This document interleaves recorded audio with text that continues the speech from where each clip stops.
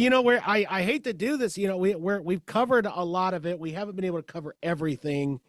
But I do want to get to the moment of truth, everybody, the drum roll moment where we talk about you guys' top WrestleMania matches here. I want to get into that. So, for you kids out there, if you haven't checked out the card, check out the rest of the card. We've covered a lot of the big matches. We've covered the major points of WrestleMania. We could have literally a 9-hour show and we would all be fine. We would have to take a lot of potty breaks and I probably have to eat 4 or 9 meals, but we're getting ready to. And I'm going to make a bold prediction because I know WrestleMania 17 is the greatest WrestleMania. It really is. It still holds up. Yeah, Got a feeling XL is going to be pretty close to that with Yep. the way the card is. it And with is. Triple H really booking it. I mean, last year's WrestleMania was pretty. It was up there. I know it's going to be better than last year's. So. Well, where Triple H booked night 1, Vince was doing night 2, so you saw the difference. Oh, absolutely. Night 1 was so much better. Mm-hmm. Well, let's talk about those favorite matches. I mean, whoever wants to start first, I want to hear what you guys have to say. And just I'll just kind of talk about what I think. I'm gonna let our guest Nico go first. Go ahead there, buddy. All right, so we each had our top 10, but we had 5 honorable mentions. I'm gonna go backwards. Kris and I were gonna go one-on-one with this. So for my number 5 honorable mention match, Kurt Angle versus Shawn Michaels at WrestleMania 21. Yeah. Okay, I can do that. I'm trying to remember if I don't remember watching it one.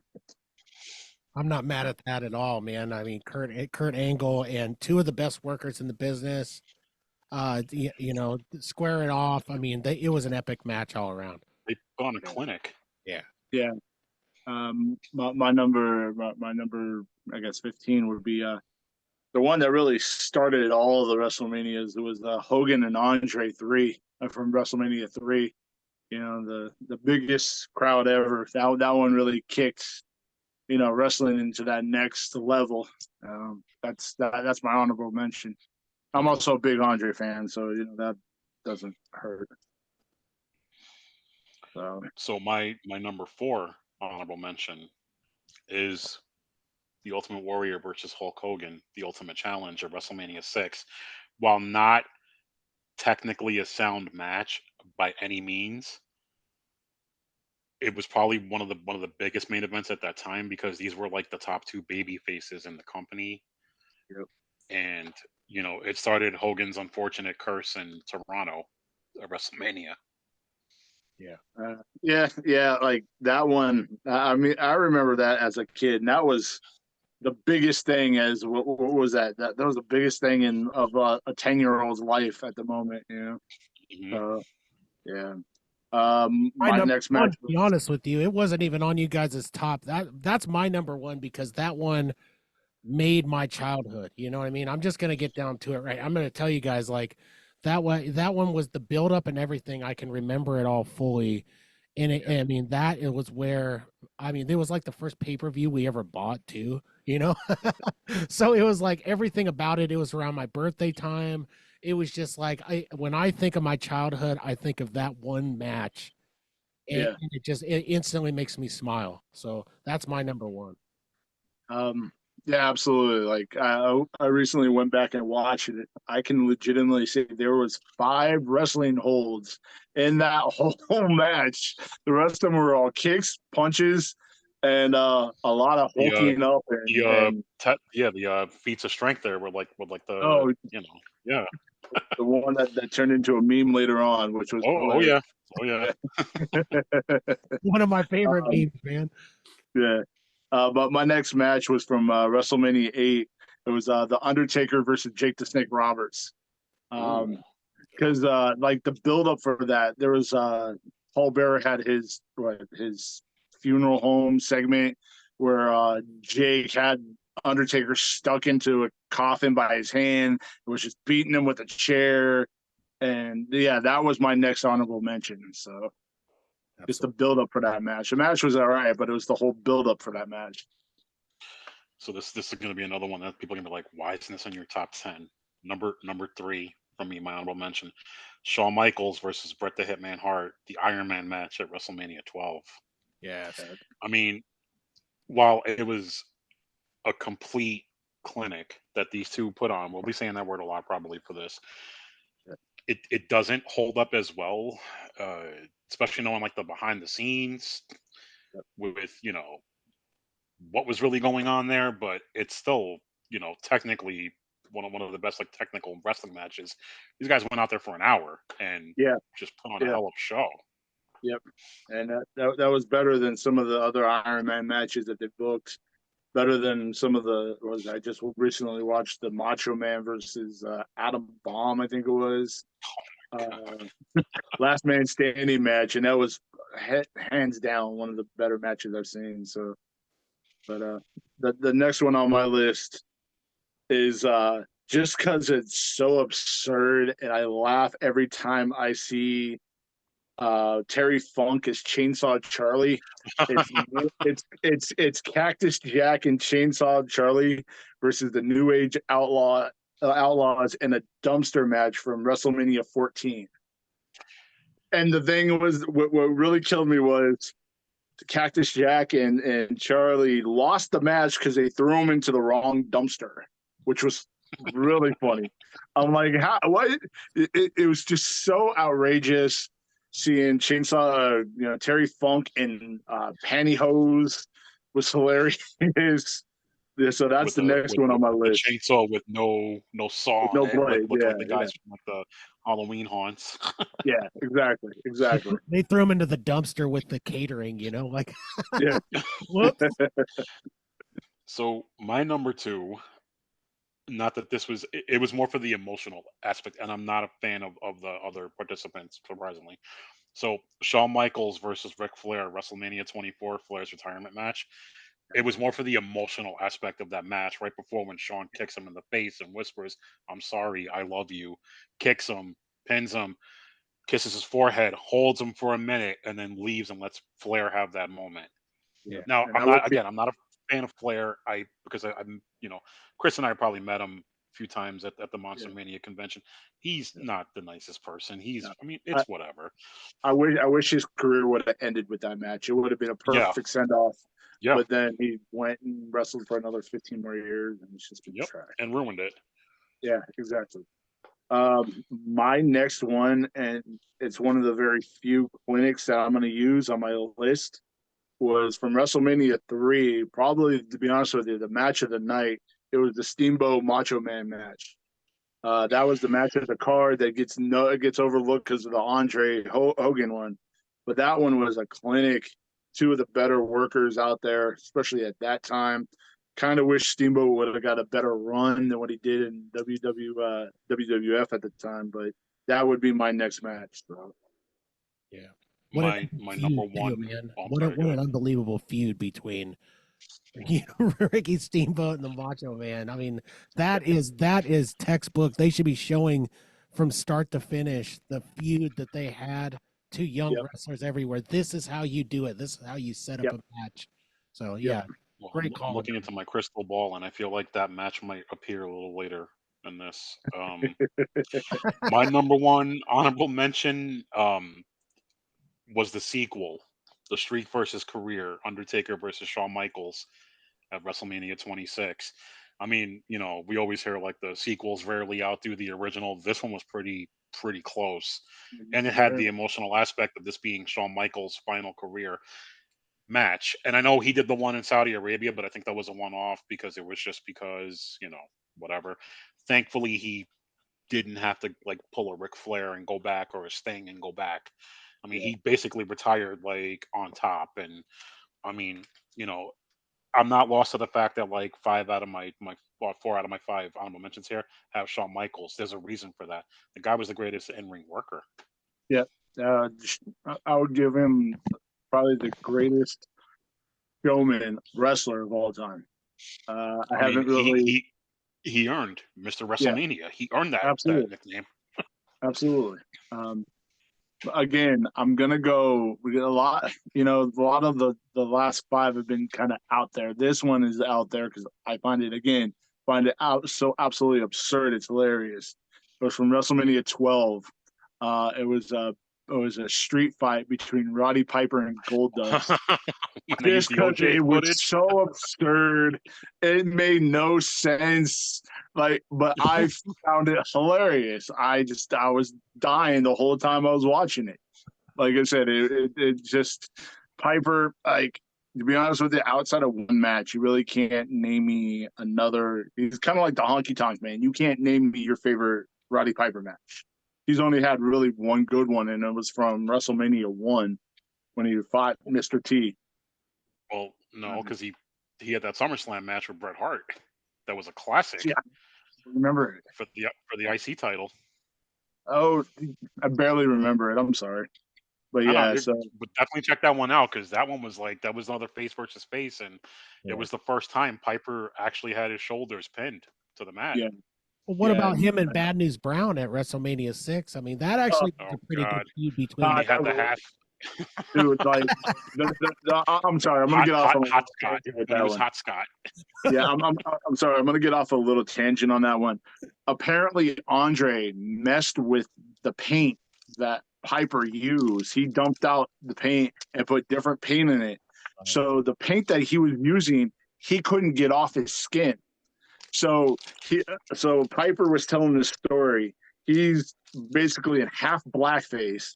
Had him go through the airport, and I think it was Detroit, in a cowboy hat, holding a giant teddy bear for one of his kids that he was bringing back home. And he couldn't get the paint off, which is hilarious to me. And Piper said in an interview he actually feared for his life going through that airport because, like I said, he was in half blackface. Yeah. And it was all because of Andre the Giant. And Andre the Giant was pulling a giant rib on him, which in the long run is hilarious. But he could have died because of that. Could you imagine his fear if he was in full blackface, though? Oh, God. It'd be next level fear, man.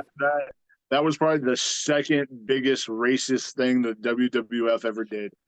Yeah. And I think you were at that Monster Mania, right? The one that the year before he died that he was at? Oh, no. So I got to meet him. So did I. The year before he died. Yeah. At that one. Completely just a very humble dude, just very nicest chill. Wrestler, nicest guy I've ever met. I had lunch with him 6 months before he died, and super humble. A lot shorter than what I thought he was gonna be, because he's only very, 5'6". He was very shy, surprisingly too. Very him and Bret Hart, very quiet, very down to earth. Super nice guys. So. And it's funny because I got emotional because in the picture with him and I that I took, you could see I'm actually kind of crying, and it's not because I'm starstruck. It's because my mom loved him too, and I was telling him, I was like, oh, my mom and I love you, we watch They Live all the time, and he's like, oh, he's like, are you crying? I'm like, yeah, because I'm thinking about her because she died, and he was just like, no, don't worry about it, just I'm glad I got to meet you, totally cool dude, 100%. And then I showed him a text that my friend sent me. I was like, dude, I'm meeting Roddy Piper as we speak. He texted me back, and I showed it to Piper, and he died. He was laughing. He's like, oh, ask him if he thinks Mr. T is still a bitch. And he started laughing. He was like, yup. Pity the fool who says that to you. That's hilarious. All right. What's next? So now that we're into the actual 10, my number 10 is Andre the Giant versus Hulk Hogan at WrestleMania 3. Again, not a technical masterpiece by any means. It was more of the sizzle was better than the actual steak. Yep.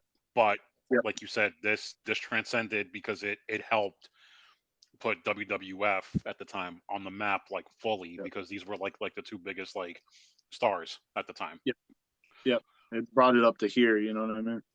So yeah. My number 10 is actually from WrestleMania 1. It was an Andre the Giant match. It's Andre got a bag for slamming Big John Studd, which had never, quote unquote, been done before. And Andre legitimately hated Big John Studd Andre always wanted to be the only giant around, and Big John Studd's 6'10", 350, big dude. Yeah, and he won $15,000 for slamming him. But they interviewed him afterwards, me and Gene Okerlund interviewed him, and Andre's like, "Yeah, I have no idea where that money is right now." And so I laughed. Like I said, a lot of my matches on my list make me laugh or bring some sort of joy to my life, and that was one of them because of that interview. I went back. The match was kind of garbage, but it was the whole story behind it. You know what I mean? And they still, I think, for another 4 or 5 more years, they were still going at each other, in one way or the other. So my number 9 match of all time, Shawn Michaels versus Razor Ramon in the WrestleMania 10 ladder match, which that was the first time I think that a real legitimate ladder match happened in WWF, at least like on a pay-per-view that wasn't on a house show or anything. And they stole the show. They set the standard for what's to come a little later on my list for something. So there's a hint. They probably even, without realizing it, set up for the Money in the Bank ladder matches that we know and love now. I mean, this thing it was spot fest after spot fest, and it worked. You know what? I've been going back and watching all the Manias going up, and I watched that match 2 nights ago, and the amount of damage Scott Hall took throughout that match was ridiculous. Like, he was taking bumps out to the floor on the concrete. He took countless chair shots. Like, Shawn Michaels took some, but the brunt of that damage went to Scott Hall. Like, Scott Hall got hit multiple times in the back with that ladder, and apparently that was the only ladder that they had, which was kind of crazy. But yeah, it was like brutal, and I'm watching it, I'm like, oh my god, how did they survive this? And of course, the irony is like they were best friends. Yeah, at that time. Like the whole clique behind the scenes. Well, he's a better worker than Scott Hall. I mean, honestly, of all people in wrestling, this guy was a guy who worked.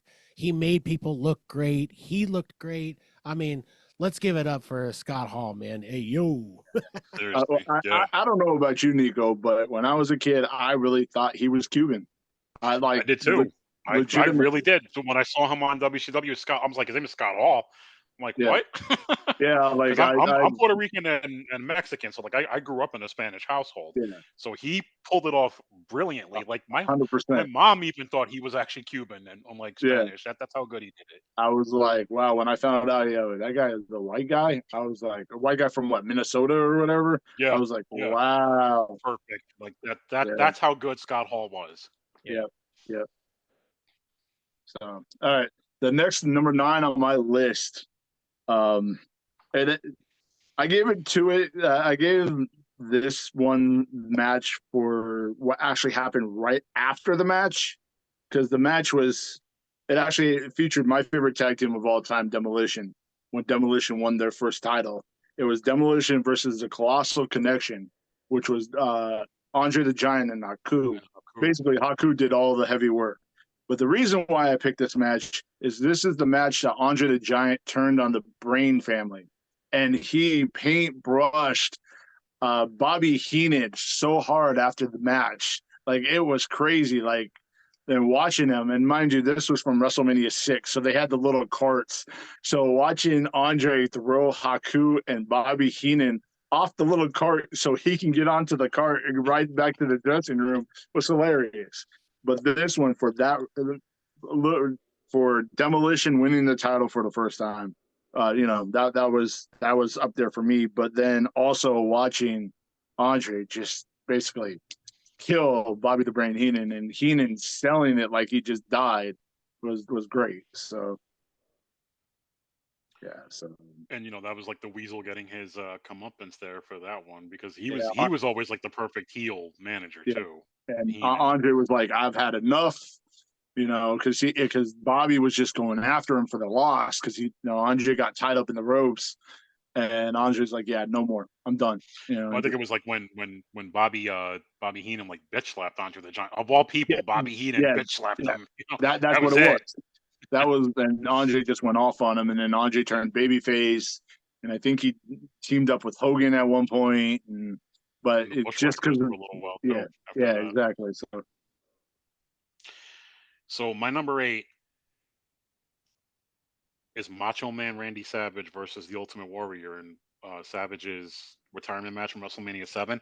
First Yeah. off, this is the only match the Warrior actually looked good, and that's Yeah. because of Macho Man. Because Yep. Macho Man could have a good match with a broom, and that's Yep. also a knock at Soul Glow Kenny Omega because he wrestled the broom, and that's how bad Kenny Omega is that he can't Yeah. even hold Macho Man's jockstrap. But Exactly. I think it's more too because of the, like you said, with the aftermath of the Yep. match when Sherry turns on Macho Man and Yep. Elizabeth is miraculously in the crowd and she comes, like that moment still resonates. Like my sister is about a good like 6 or 7 years younger than me, grew up loving wrestling because of me, but her favorite wrestler was Macho Man. So like to this day, this is one like she'll watch and she like hysterical cries, even though she's tough as nails. She Yeah. cries with this Yeah. match. And you know, I dare say there's a lot of dudes I've seen get a little like looking like a little pig peed in their eye a little bit towards the end of this match when Elizabeth comes in and plays the hero for the Oh, Macho absolutely. Man, who was the damsel in distress for this one. So it was complete Absolutely. opposite, which was cool that they like kind of gender switched that. Not that we're getting into that. It's just it was just cool that like it was like a complete role reversal where Elizabeth had to save Macho Man this time. Yeah. Wasn't the Macho Man still being the Macho King at that point, or is that past the He Macho King? was. I actually got to meet him too in Jersey. They at the Meadowlands Arena. Like Nintendo had like this like thing where they were Oh, showcasing, and Macho King Randy Savage was there, full heel, and wow. he was awesome. And he actually like he had the voice, and it was just like, oh shit, this is awesome. Like Macho That's Man, crazy. That's you know. crazy. But That's crazy. All right. So number 8 on my list. Um, and the reason why I picked it, first of all, the match itself was great, but it was Rock versus Austin from WrestleMania 19. This actually ended up being, up oh until yeah, just recently, Austin's last match that nobody saw it coming. He almost died before the match happened because he was like, I guess, hopped up on caffeine or something. But yeah, it was the one in Seattle, and it was actually a really good match. Like each one of them hit each other's finishes on each other, a lot of false finishes that were actually really great calls. But just because it was Austin's last match, that's why it made my top 10 up until recently. So, but yeah, so that was my number 8. so my number 7 is probably going to get a little bit of flack because it's Rhea Ripley versus Charlotte Flair from last year from WrestleMania 39, and I'm gonna tell you, this is without it. This isn't just one of the greatest. This is the greatest women's match of all time. I'm just gonna tell you that right 100%. now. But 100%. this is 100% one of the greatest matches ever that Yeah. that existed. Yep. Like that for me, that was the match of last year. Was Yeah. was the Yeah. only one that came close to even topping that was the triple threat with Gunther, Drew McIntyre, and Sheamus. It was close, but Yeah. Rhea and Charlotte just put it all Yeah. like out Yeah. there, and You know what? Charlotte can work with a bag of potatoes and make it look good. she's another one. She's Yeah. another one that she's just naturally gifted. She's made for this. But Yep. my God, like Rhea Ripley, like that was it. I mean, that was just the genesis of the mommy, and the Yep. fact that like now she's rolling into WrestleMania 40 as the champion, fighting the Yep. other member of the Four Horsewomen with Becky Lynch, and she's Yep. probably going to beat her too Yep. to go on to Yeah. this. But Yeah. yeah, that match is I fantastic. have I've watched it. Yeah, I've watched it I since, have and I have it no holds argument up. with that. I You know, completely agree with you. I completely and I'm going to be forgot. I honest, hadn't got that far. that's the only women's match on any of my list. I actually had in the honorable mentions initially Trish Stratus against Mickey James from 21, which was a good Okay. match, but it wasn't that. No. No. I would put Not that even up there close. with any men's match. That was a clinic too. Well, Um, I have no objection to that. I mean, I'm in love with both of these ladies. I'm not. They're hall pass ladies for me, which will never happen. And honestly, I mean, it's the equivalent for wrestling people if you don't have porn available. It's like National Geographic magazine when we were. wow. Yeah, Wow. That went somewhere there, okay, Ninja. somebody Uh, had to go there, and I did. yeah. Way to make it awkward. Yes. No, I'm kidding. Um, my number 7 match, and legitimately it was a clinic. Like this is going to be like the 100% clinic. The ending was kind of iffy, but I understood it. But from WrestleMania 17, it was the Angle Chris Benoit match. They put on a hell of a show. I think it went 15 or 20 minutes. The ending ended up in a roll up by Kurt Angle, and he, I guess, grabbed the tights or whatever. So it was kind of a iffy finish, but there were so many close false finishes that made sense in that match. That was probably the number one clinic on my list. I mean, it was a pure technical wrestling exactly. match. Because they started off as a regular wrestling, Greco-Roman wrestling, and then they moved it to the entertainment side. But that got my attention. You know what I mean? So my number 6, and I know that there was a second one at the same event of WrestleMania 17, but this one, the Hardy Boys versus Edge and Christian versus my favorite tag team of all time, the Dudley Boys, at WrestleMania 2000. That ladder match set the standard going forward that these guys next weekend are going to try to replicate what these guys did. I don't know if they're going to get close to it, because that match was not only just like the brutality, but it was spot fest after spot fest, and Absolutely. I mean, it completely, like, you hung on every, like, that match. WrestleMania 2000 was notoriously bad, if we're being honest. That match was the only shining spot of that entire card, and it still holds up. I couldn't figure out which match to take off my list to put that match on.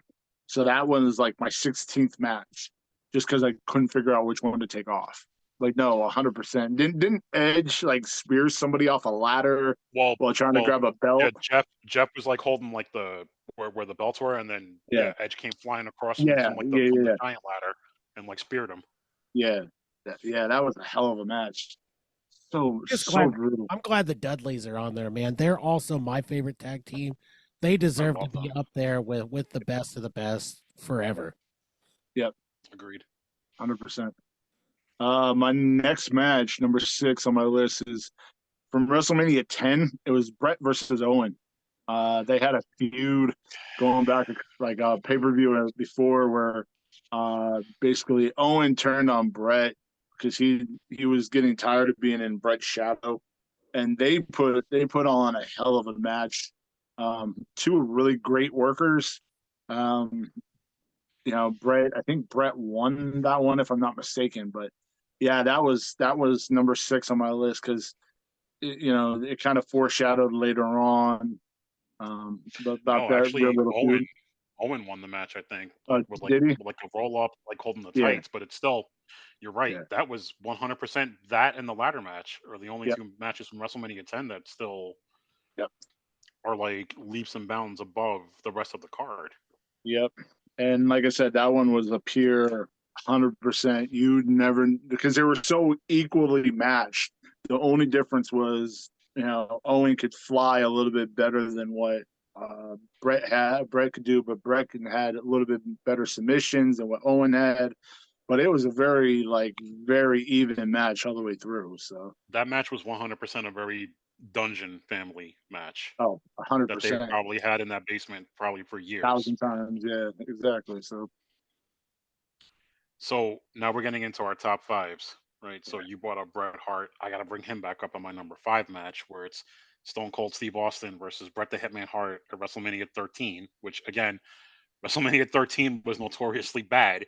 That was like the match because this had the infamous double turn where the Hitman went in as the face and Stone Cold was the heel. And by the time it was over, they had swapped roles and Hitman was the villain, heel, and Stone Cold went on to become the biggest like star in the business. Plus, this is before we got Ken Shamrock like trying to wrestle and whatever. I mean, I found him entertaining, not as much as other people. Like, I mean, but that whole match was fantastic. Like that iconic image of Stone Cold bleeding. Yeah, exactly. Well, wasn't that from like the Survivor Series beforehand, or wasn't that from the pay-per-view beforehand? Which one? Where Brett had Stone Cold in the sharpshooter and the blood was coming down. No, it was WrestleMania 13. That's from that one. Yeah, that's where the for That's some where the reason, blood from the stone shirt came from too. Like that's the iconic image of him just profusely bleeding from that. He's in the the crazy thing, sharpshooter and he passes out. and the crazy thing was that wasn't even the main event. There was one more match after that.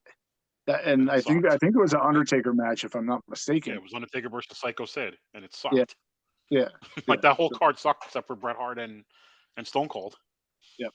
That's what made Stone Cold, because he refused to tap. He didn't tap out. He didn't passed quit. out. He didn't get pinned. He passed out. That's how much he wanted to win the match, that he passed out.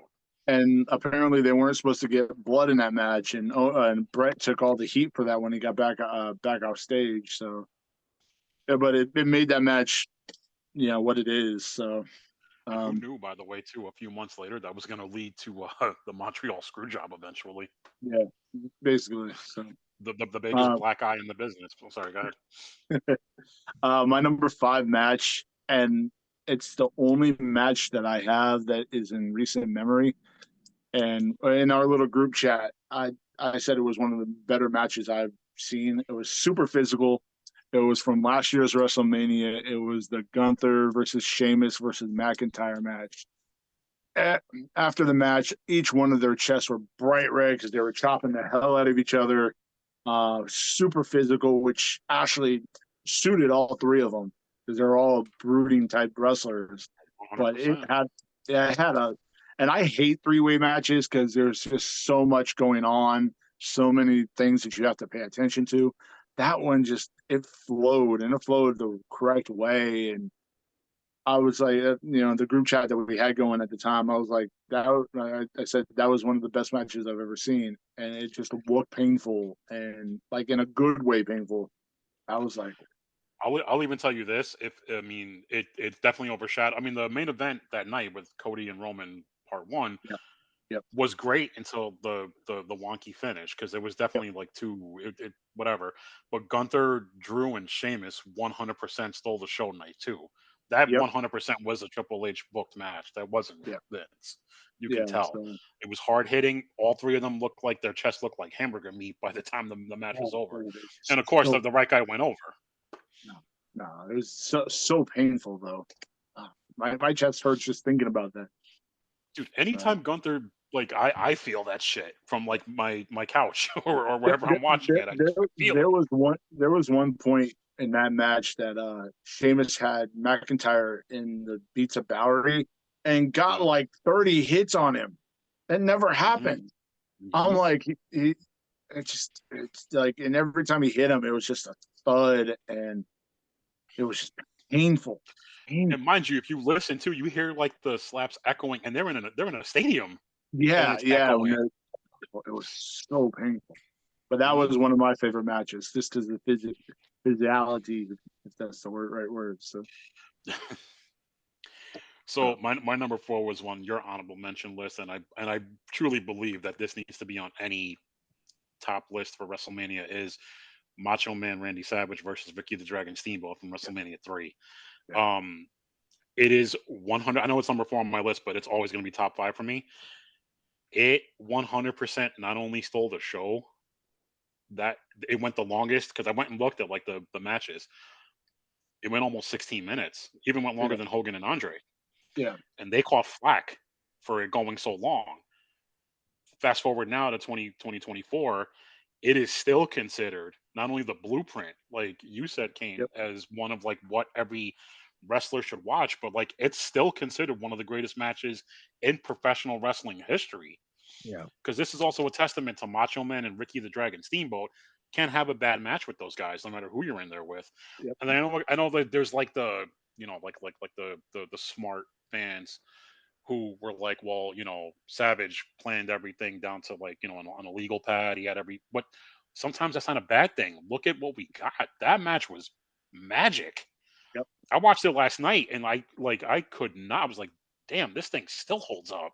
Yep. That's the real main for me. That's the real main event of WrestleMania 3, not Hogan and Andre. Yep. It's Savage and Steamboat. Those two set the precedent for what was gonna come later to this day, and it still holds up. Yeah. I mean, there's even that meme, where it's where it says daughter, hey dad, where did I get the name Rose from? Dad, oh, because Or son, where did my sister get her name from? Rose. And oh, dad, because your mother likes flowers. Okay, dad, thanks for telling me. No problem. Macho Man Randy Savage versus Ricky the Dragon Steamboat at WrestleMania 3. Like, Yeah, yeah, that one's definitely gonna go down top 5 of all time, unless and I something agree bumps with it you, by out. the Like, way, man. Steamboat should have had a bigger run in WWF when he because was there. at one point, Steamboat had a feud with Jake the Snake, and it was a kimono dragon versus a snake. Oh, I remember, yeah, when he used to come out with spitting the fire when he was, Yeah, yeah, which I was all for. Like, I actually liked that. That was kind of cool. That gave him a little bit of something different. But he just did not want to be there. He was. It came out later that he was just spending way too much time away from his family, and which I understand. I get it. It's fine. So well, plus it was like so cartoony at that point yeah, that yeah, what Vince was doing. yeah. Because everybody had to have an animal. You know what I mean? At one point or another. So Or like a job, like where like yeah, you got like Duke the Dumpster Drosy, and then who was it, Nash? That was like, why are these guys having like actual careers, but they're not yeah. making enough money wrestling? Why do you have them having like The gimmicks like goon. that? Yeah, the Yeah, goon. Yeah, yeah. Well, he Absolutely. should have had a bigger run than Jimmy Snuka, to be honest with you, in my head. And I know people will probably get mad at me for saying that, but I don't really care. Jim, Steamboat should have had a much better career than his, in my he opinion. should have been a world champion there. Him and Piper both, really, but Yeah. Jimmy was a holdover from the WWF, and that's basically because he had just that run with Piper, and then that match in Madison Square Garden where he jumped off the top of the cage, and that was really about it that I can that's remember. it. Um, Yeah, he but really didn't do much. yeah, going to my number 4. I'm not going to talk about it too much because you already brought it up before. It was the Iron Man match from WrestleMania 12 between Michaels and Brett. It was a clinic, and when you were watching it, you didn't know who was going to win. Like, it was basically neck and neck down until that last fall, and that, yeah, it's number 4 on my list. So, like I said, I'm not going to go too much into it because you've said everything that needed to be said about that match. So, So my number 3 is the first Undertaker versus Shawn Michaels at WrestleMania 25. I know some people be like, "Oh, that should be the number one." That I have reasons for why I picked my number one, and I'll get into that when we get to that. But I mean, I can never get tired of watching that match. These two went full force, like put it. I mean, even Taker, because he was kind of getting like a little, at that point, he was getting a little slower in the ring, and you can kind of tell like Father Time was actually catching up with him. He didn't miss a beat in yeah, that match, and I think a lot of that is because of Shawn Michaels yeah. bringing out like the beast within. These two just I mean, put it all out there. even going back to that Hell in the Cell that they had, that first one, that was a classic too. You know? hmm Yeah, Shawn and Undertaker always made magic together. Like it was Yeah, always like something special when the yeah, two of them were gonna lock up. That you were gonna see something like just sit down, get your popcorn, get your favorite drink, whether it's a beer or whatever, yeah, and just watch magic happen in front of you. Was those two? yeah. I'm Um, starting to get a little bit disappointed though that you guys don't have Coco Beware and Martel in there. No uh, Coco Beware in the best matches of all time. uh, I mean, if I was gonna throw, Rick Martel on there, it would have to be when he was The doing the blind, arrogance gimmick, and he had either it was against Tito Santana or when he blinded Jake the Snake. with Yeah. the You know, blindfold match. yeah. Oh, yeah. That was number 16. I'm sorry, that was number 16. You know, Yeah. There you go. um, my number 3 match. It's because of the flop where the heel unintentionally became the baby face and vice versa. It was Rock versus Hogan from WrestleMania 18. Um, Hogan was supposed to be the heel, but he was getting the biggest share. That was the one in Toronto, and he was getting a Mhm. huge pop, which was and just the noise from the building, and this was before they started pumping crowd noise in, it was one of the craziest crowds I've ever heard, especially for that type of match. Hogan wasn't Hogan, like it was a very watered down version of what Hogan used to do, but just that match alone and that energy from that match made it my top 3. So So my number two, and this will be a little bit controversial, I think, because of the fact that I put the Taker and Shawn Michaels in number three, is the Undertaker versus Triple H in the Hell in a Cell with Shawn Michaels as the guest referee, Oh the end of an yeah, era match. Here's yeah, why. This was a much more hard hitting, story driven match. Because remember the previous year when they had fought, Taker won, but he had to get like carried out of the ring, yeah, and he couldn't live with that. yeah. Shawn Michaels really helped intensify the dramatic, storytelling during the match. Like when he kicked him in the face with the super kick, and then he kicked out, and he's like cowering in the corner, like what is going on? Like he looks like he's like scared for his life, and it's just, and then the fact that the three of them had that moment on the top of the stage after Taker won the match, and like they're, Shawn and Undertaker are holding Triple H up. Like that's such an iconic moment. That match just, it's like the pure brutality of that match was, oh god. Yeah. That's yeah. That's where I'd go with that one, is number two, Undertaker and Triple H in the Hell in a Cell match. That was just fantastic. All Absolutely. around. Well done. 100%, 100%. Surprisingly, I don't actually have any Undertakers on my list. It's just kind of crazy. My number two match was Brett versus Stone Cold, no DQ from WrestleMania 13. That was again another classic match. Not going to say too much about it because we've already talked about it, but yeah, like that was, you could see Stone Cold becoming a superstar after that match. Yeah. Like he took it up here. He just kind of needed that extra little push. And I, the way I see it is, if it wasn't for this match, I don't think we would have a Stone Cold like what we have now, or like what I we got agree. later on. So And now we're getting to the best part, everybody. We got the, drum roll please, everybody. We're down to everybody's top picks. So, hit the drum roll music, everybody. We're gonna get this started now. I already shared mine earlier because I just was so excited about it, couldn't wait. But I'm dying to hear what you guys have to say for your final. yeah, Kane only watches WrestleMania 6 over and over Yeah, again. There's no other, I don't even there's know no if other any of them WrestleManias ever ever. exist. Yeah, I He's was like, what do you mean WrestleMania 40? What do you mean? No.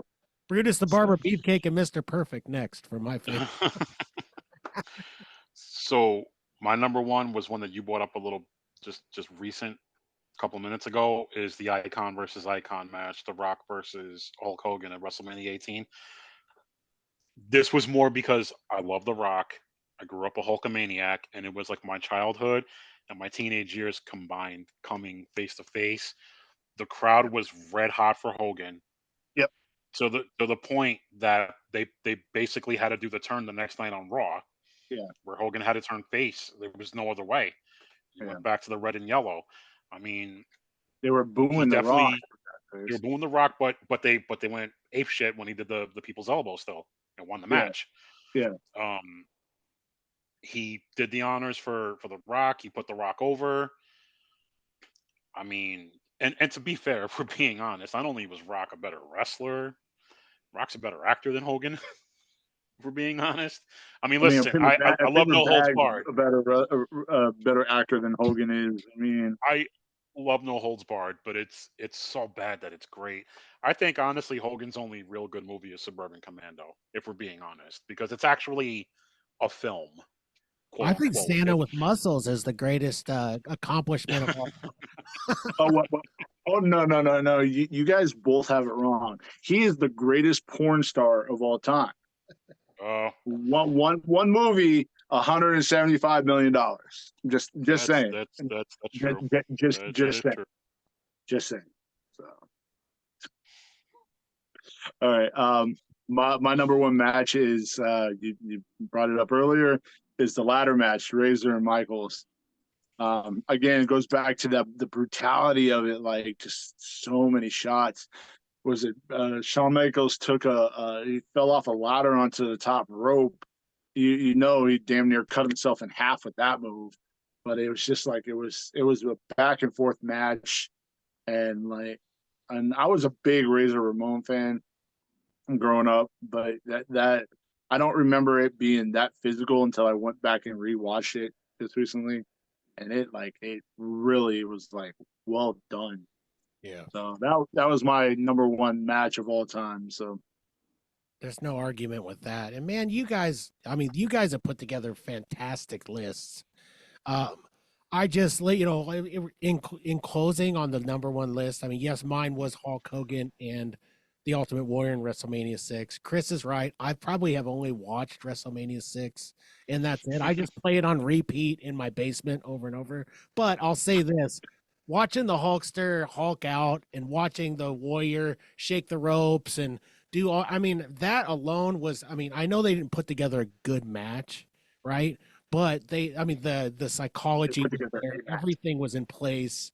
And by a good match, I mean good. It was a good match, but not a good wrestling match. There weren't a lot of moves, but neither of those guys were massive move guys anyway. Unless you follow Hogan in Japan, where he's doing all sorts of different stuff. But they are your high flyers and all that. But that was a wonderful list. I'm gonna be honest with you guys. This was such a big show. I'm gonna have to split it up into 2 nights as well. I think this week, instead of running my regular show, I think we're running 2 nights of the Cain Stevens WrestleMania Super Show this week. Aren't we? this was fun, Cain. I enjoyed This this. was a lot of fun. Thank you for having me on here. I had a blast with this. We got to do this more. This is therapy for us. For guys our age, I mean, I don't need to pay a therapist. I could just talk wrestling with you guys, and then maybe aggressively go yell at a squirrel when I go outside later, and I'll be good for the rest of us. We're gonna have a podcast, 3 fat guys talking wrestling. but just to confirm, we all on the same page that Cody is probably going to finish the story this year. Yeah, hopefully. I pray to God, because they're not foolish enough to do twice the same thing, right? Because the fans are going to turn. They're going to riot. Yeah, the place is going to riot if Cody especially in Philly. I was going to say, these are Philly fans. I mean, Listen, Kris knows who's my team for football. Yeah. So. Yeah, I'm a diehard Cowboys fan, so I hate the Eagles. Man.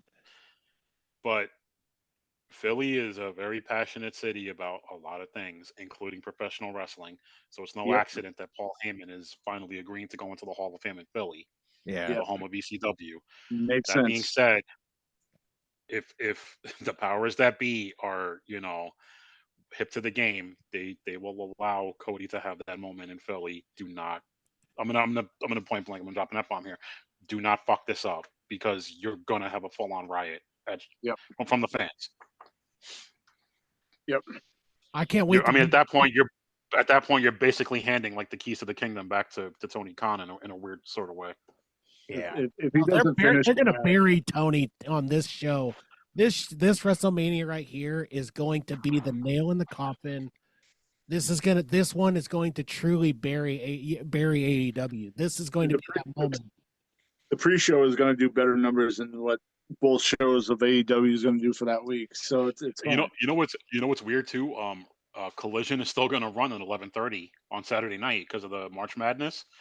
They're still running the show at 11:30 instead of doing it on Wednesday because Tony Yayo must have sniffed something that I can't wait till Corny rips into that show for running that, and the number for that. It's gonna be hilarious.